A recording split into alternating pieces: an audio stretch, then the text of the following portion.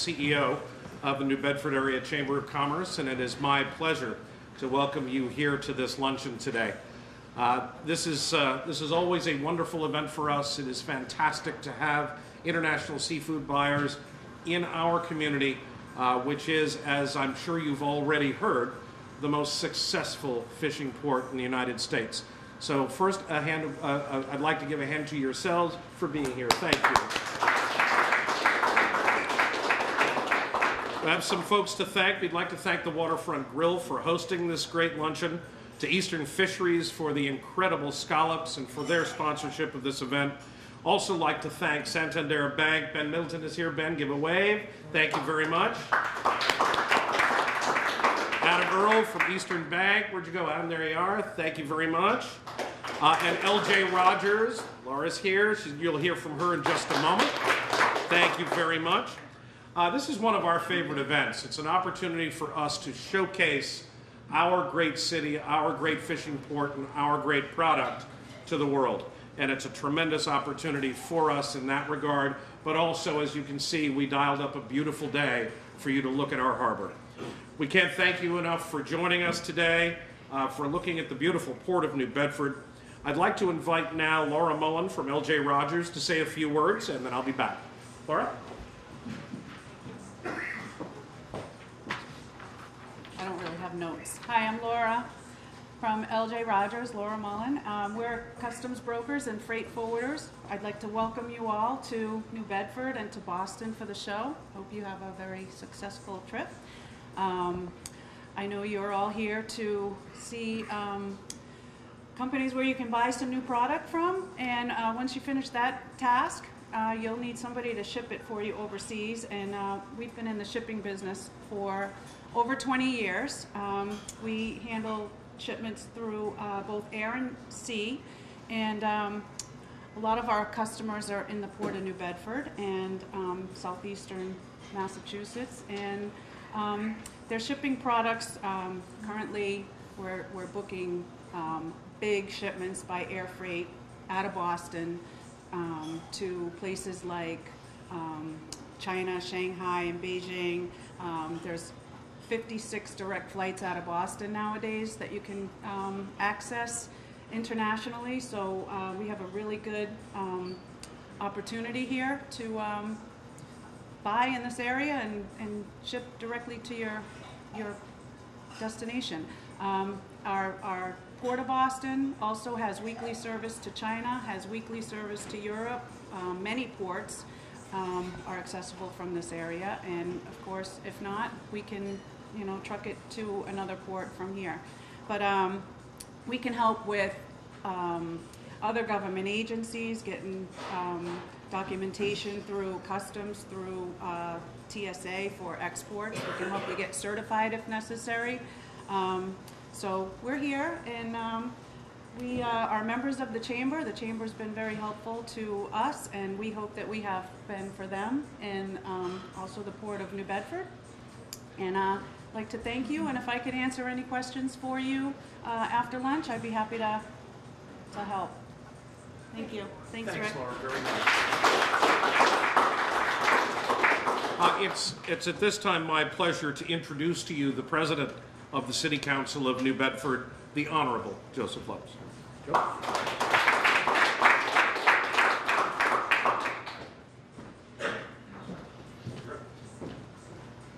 I will speak very briefly. It's my honor to give the greetings on behalf of the city and Mayor Mitchell. When you talk about fishing and heritage and history, that's all New Bedford. From its whaling days of these ports down to where we are today, we are truly a fishing community. We live and breathe it, but we're also lucky that we have the HDC director. We also have SMAS, which is in my ward. It's allowing the sustainability in the future of this great industry. And it's not just the men and women that go out to sea. We also know that it's the men and women that work shoreside. So it's an industry that supplies communities, and it's a community that we're all proud to say that it's New Bedford. I want to welcome you all here and thank you. If you have any questions about New Bedford or its history or how important seafood is to us, you need to look no further than myself or anybody else that works on behalf of the city. It's home and we love it, and we're proud of the product that you're going to eat today, and we're proud of the product that has New Bedford's name on it when it goes across the world. So thank you and have a safe trip and enjoy your time here.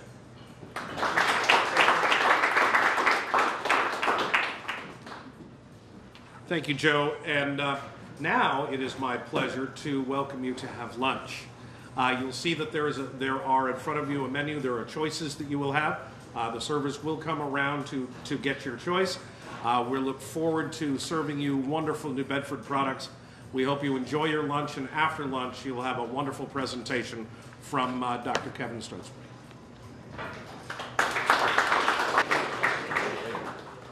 Well, thank you very much, and thank you for inviting me. A lovely day here, and welcome to New Bedford. It's been my good fortune to be invited to speak to this group several times when you guys have come to New Bedford, and I always really enjoy it. I'd like to also introduce my co-authors, which are my master students.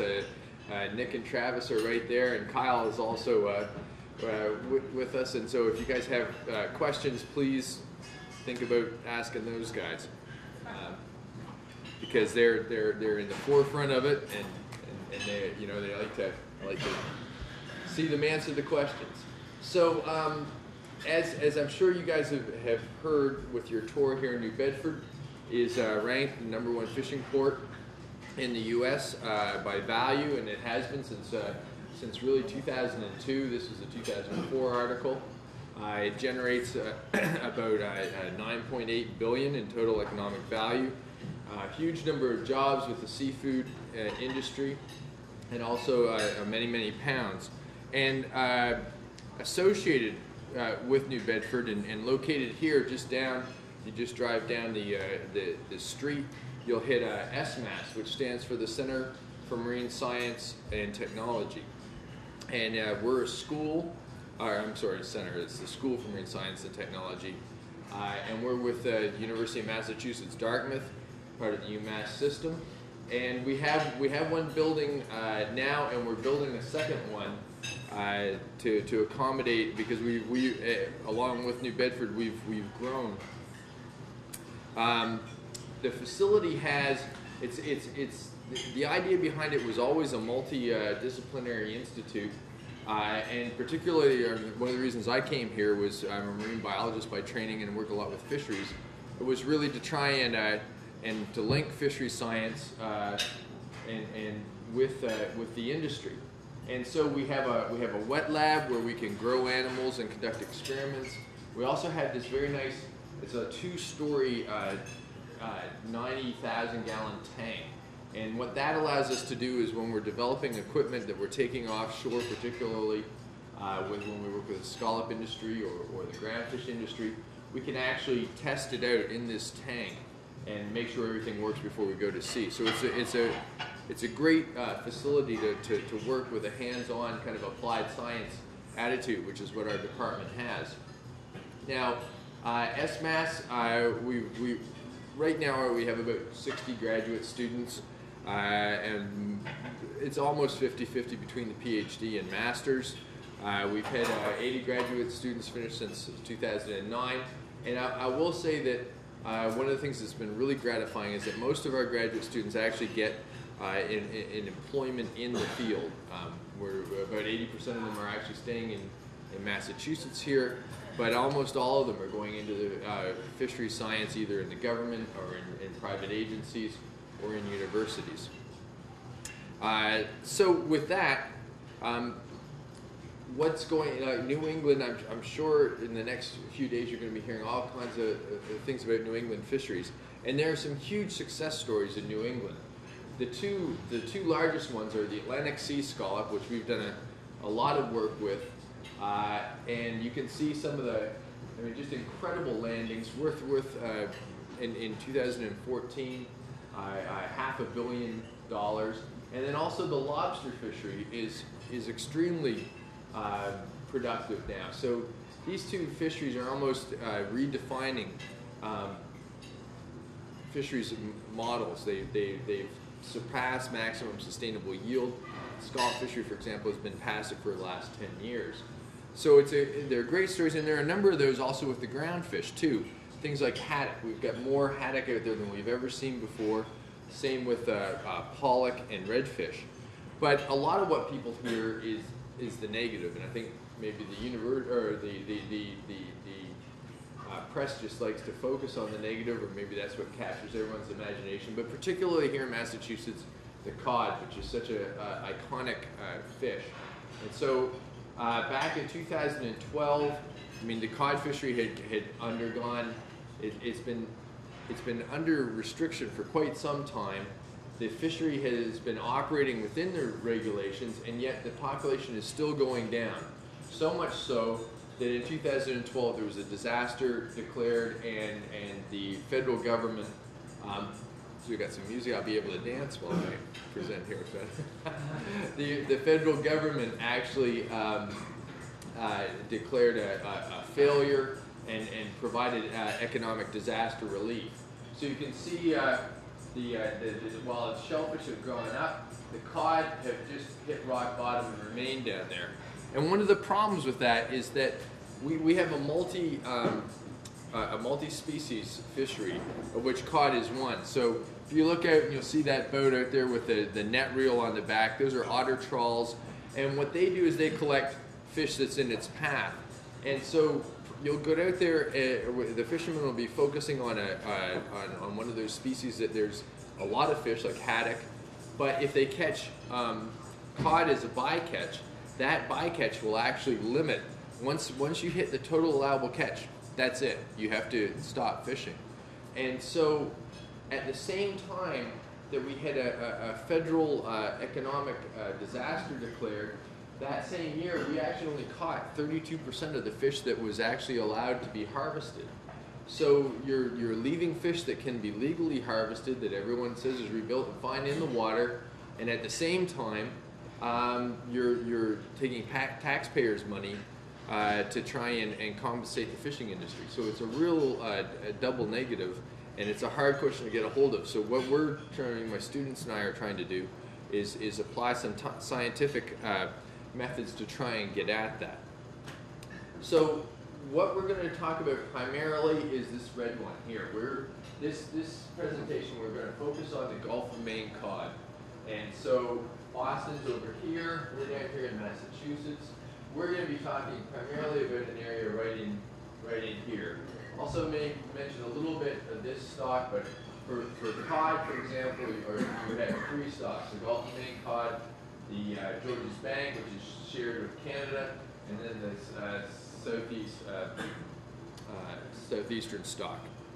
Now, cod is a fish that like many of them, they join together and they aggregate for feeding, and then they'll also go to particular spots to spawn, and they'll aggregate and form a large school, and they'll stay there for several months while they get ready to spawn. And there was this paper by Ames that really documented the historical fishing aggregations of where they thought cod were spawning along the Maine coast. But what does that actually? So what does a cod spawning aggregation actually look like? Let's see if this video will work for us. So back in 2010, this is the end of the spring spawn. And if we just take a sec, if it is, I'm never sure if this is playing or not. There we go.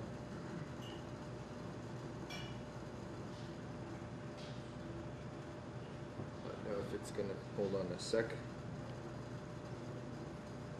Doesn't. Now, I did try it before the talk and it worked fine. So here's one of the things that oh well. Don't panic, because I can show it to you. And I have a break where I'm going to switch back and show you it anyway. But I'll show you that area. But what you would have seen had it worked was a big school cod. And what happens is, so the Marine Fisheries Service, which is our federal government, and also the Canadian government, and actually the state, they all do these stratified random surveys. What that means is that you go out, you divide the area up into parts where you think the fish are evenly distributed, and then you randomly select points within that and you do tows. So this is an example from November, or from September to November 2014, and here are the random spots. And when you look at that data, there are only 15 of those stations that had more than one pounder caught, and 63% were caught at one particular spot, this spot right here. So what that means is that as the environment changes, as global warming occurs, as the fish distributions change, either as a result of the environment of the ocean, or because the stock is depleted and they have to form tighter aggregations just to reproduce, you're going to have those distributions change. And it gets harder and harder to randomly select a representative of that population. And that's where we're going to focus on. When we looked at this, we thought, okay, that's an awful lot of time and an awful lot of effort to actually cover. These are each 20-minute tows, so the net is not actually on the sea floor that much. So what do you do when you have a survey and you need to get more information? You need to have that net on the sea floor more, but you're dealing with a population that might be depleted, and so you don't want to kill them. Certainly not for science. So what we did is we came up with a system where you put a camera in the net, and this was Dr. Rothschild, who was the first dean and hired me to come and work here. He's always, he started pushing me 20 years ago, and he's still pushing me. And he went over and he saw this presentation from the Scandinavians, and he said, we could do something like that. So for the last 4 years, we've been working on it, trying to crack that nut. And so what we have here, this is an otter trawl. The first thing we did was we went and worked with fishermen. We had the fishermen build the net. We said, I don't know anything about building otter trawls. So I asked them to build a net that they thought would catch the fish, because what we want to do is get the best representation of the fish population that we could. So here you have the net, have these doors, they're laid out on these cables. It pulls the net apart with water pressure, and then you have, and it's hard to see on this picture, but you have chains that or rubbers that go across the bottom, and then these buoys hold the net open with the water pressure. So it forms a funnel, and the fish funnel down through and are caught in the cod end. So we took the system that we have been developing with our scallop drop camera, which is basically some deep sea cameras and lights, and we put them in this frame that we then sewed inside the funnel. The idea was that if you could keep the camera still so that the net was fairly solid, the camera was solid, then you'd only have the fish moving, and maybe you could focus on that. So here's a diagram of what we're talking about.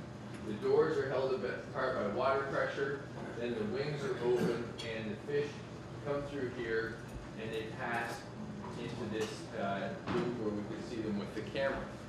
Now the trick is that most nets are designed to be closed, and that water pressure holds the net in place. But we designed this net so that you could open this or close it. The idea being that what you would do is create a continual flow of data, a continual transect, and the fish, once they enter in, they would pass through the net, but then they would pass out unharmed. And that means that you could leave that net on the seafloor a lot longer. Usually 20 minutes you have to haul it up, and if you happen to hit a huge aggregation of fish, you're in real trouble and you're going to kill a lot of fish. But if you can keep it open, and if you can prove that what you're counting with this camera would be the same as what you dump on the deck and measure by hand, then all of a sudden you can leave that and you can do a continual tow, and you can keep that net on the seafloor for many, many more hours.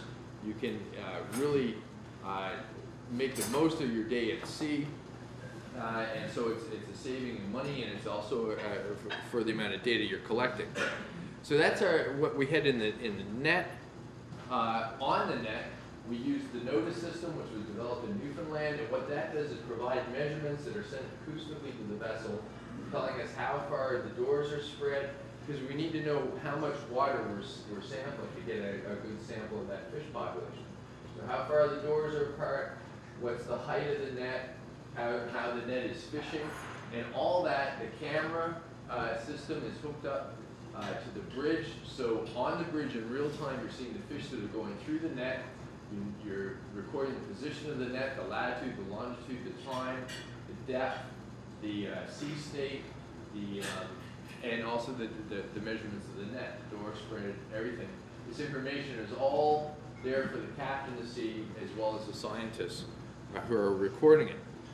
So that's kind of our main sampling structure. That's what we were trying to develop. And then at the same time, we built it on acoustics, where you get a similar kind of string of data, but you're not sure. And we had to prove that what we were seeing was equivalent to what you dump on deck. So we would also close this net for 30 minutes, usually in the morning, at noon, and in the afternoon. And we would take a sample where we'd still run the video, but we'd also collect all the fish, measure them, speciate them, weigh them, so we get a weight per length. We'd take their odorless, see what they're eating.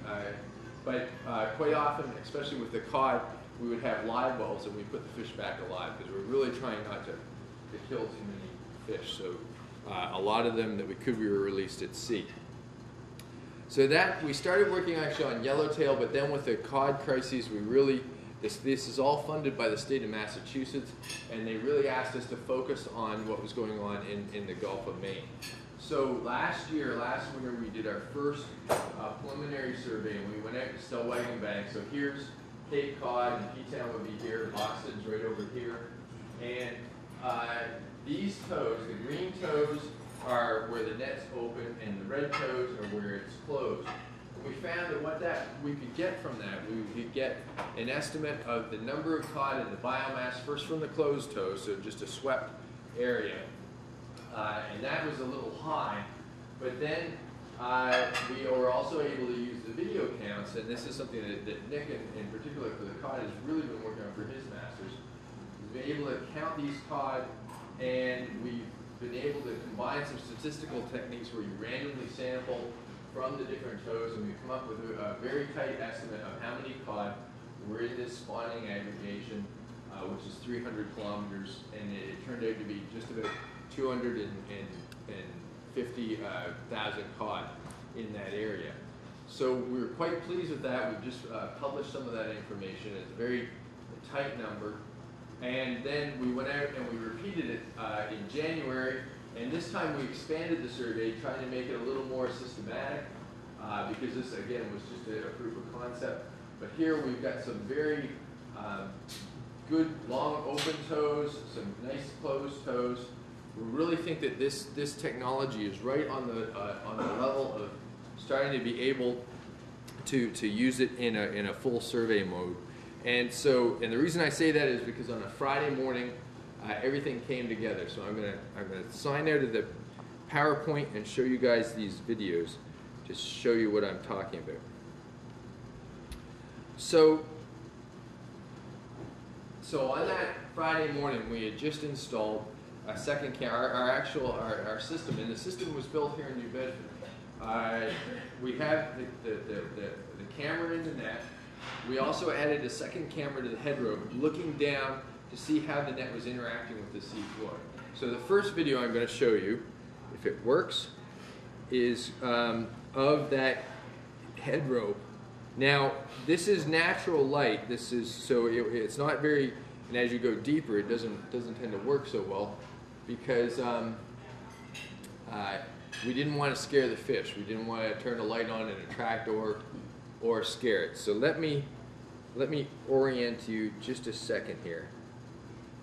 What you see here is the net is looking down, or the camera's looking down. This is the rollers of the net that it's going over. This is a seafloor, so this is a sand, gravel mixture here.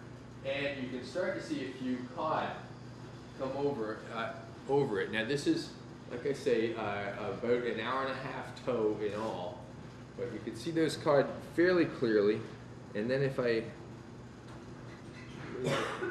and what happened was that we just ran into a very nice aggregation of cod.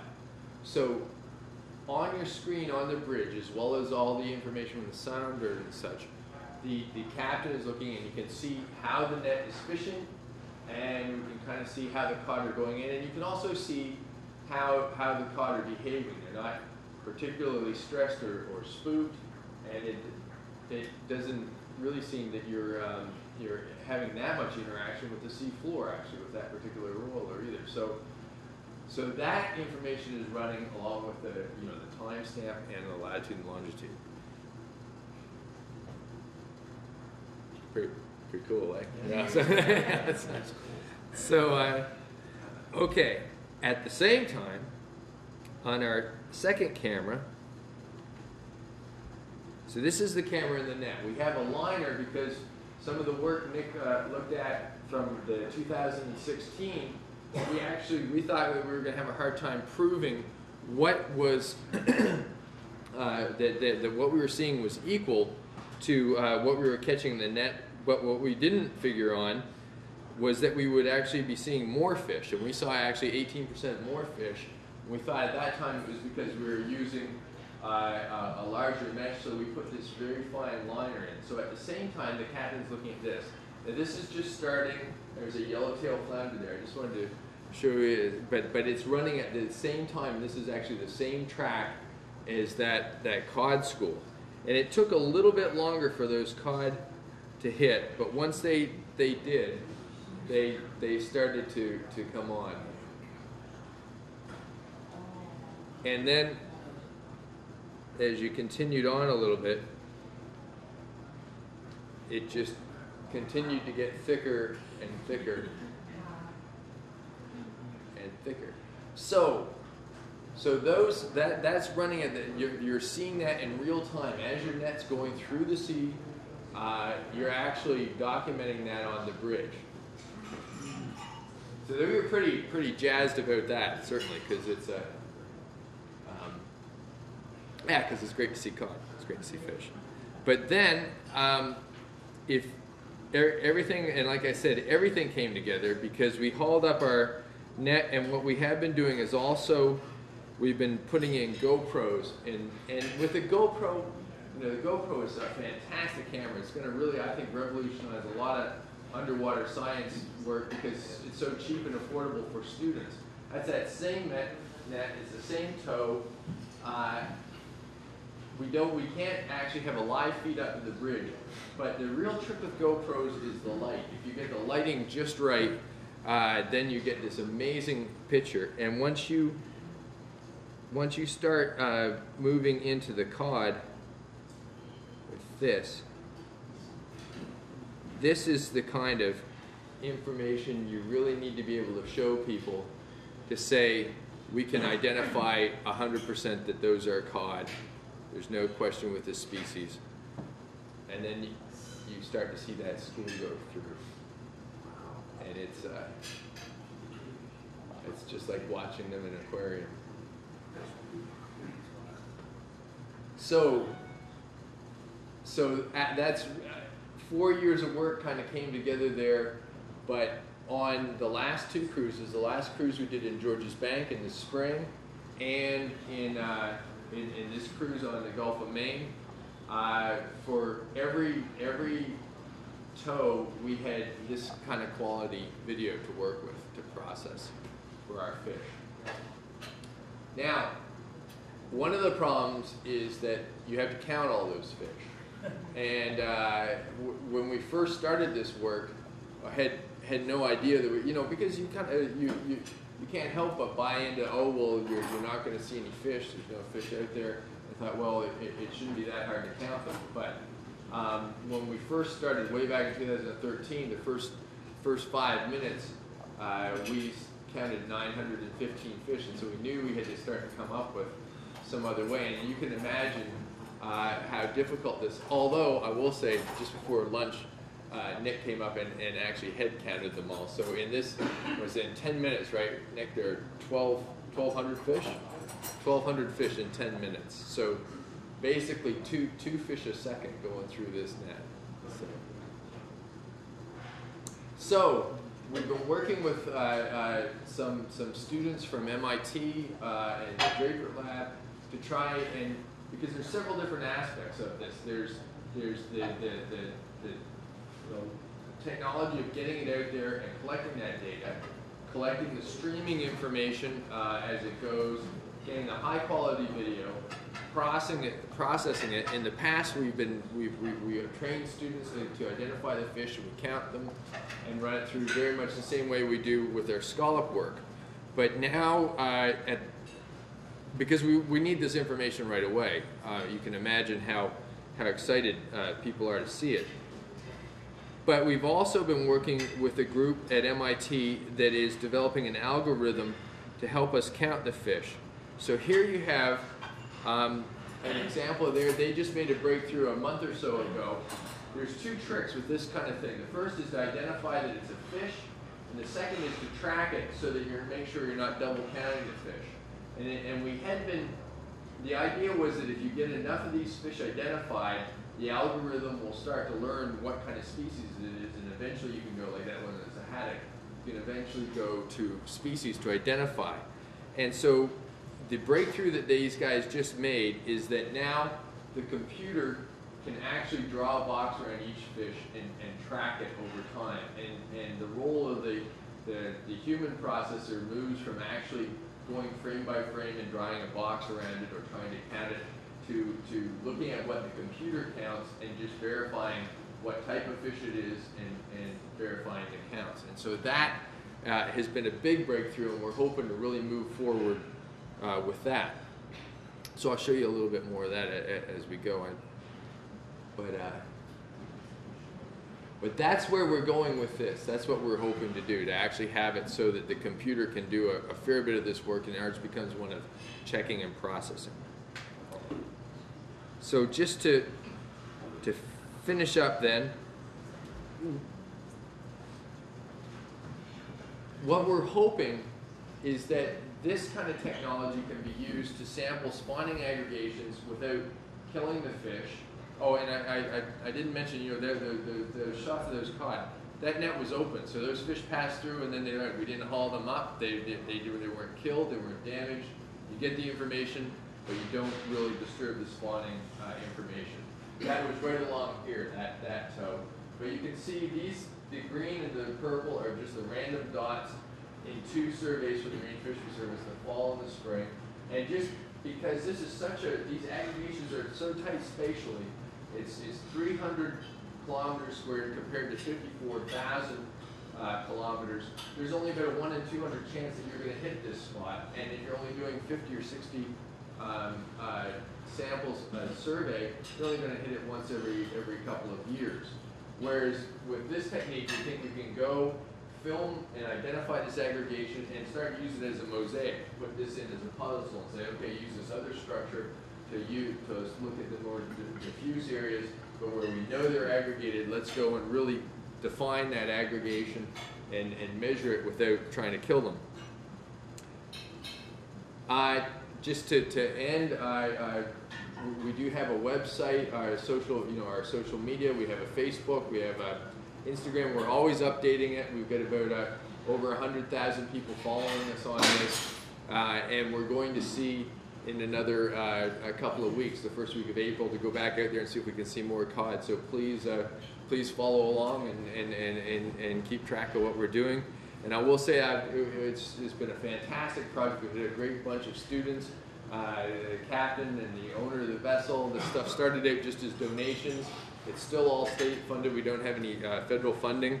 And so with that, I'd be glad to take any questions. And I'll run another little video here while you guys, so maybe I'll distract you if it works, so you won't be able to think of any questions. So cool. This is on George's Bank, and you can see the different types of structure of fish, the fish community out there. Much more, skate, flathead. See a monkfish will roll through here in a second. There it is, and huge abundances of those juvenile haddock. Yes. Is the cod resource more vigorous than is predicted, or Is it vigorous? Like, is it bigger? I'm not sure that we can say that yet. Our survey, roughly, we found about 22% of the stock in that small area. So it was in about less than 1% of the area. And we were using, our estimates are based on 100%. So everything, we assume that everything between those two doors we count, which is a really large assumption. Usually it's 37% or less. So we think, I don't know, but it's not, you know, it's positive to see such aggregations of spawning cod. And the size range was from small down to 20 centimeters up to almost a meter. So not certainly as big as some of those cod you get up around Iceland or Norway, but a good spread of years, maybe 10 years. So we're hopeful that as we work on this, I'll be able to answer that question with a little more affirmation. But at least we saw some. So. Yes, sir. Hi, sir. One question about your automatic distinguish system. And by now, how many different fish species can distinguish by your camera automatically? Right now, we still can't. We can only distinguish that it's a fish or not a fish. We're still doing the distinguishing by humans going in. But what we're doing, we're told that it takes about 6,000 frames or so at least of each fish for the computer to start to develop the algorithm to get the different dynamics. So it's a really challenging question. When we've talked to traffic monitoring companies, we've talked to facial recognition, we've talked to Homeland Security, and I think, to be honest, we're trying to build a database that we can use as a test case, and then we might open source it and have an open competition to try and see if anyone around the world can crack this nut, because it's such a tricky one. Thanks so much. My pleasure. Anyone else? Well, that's it then. Thank you very much.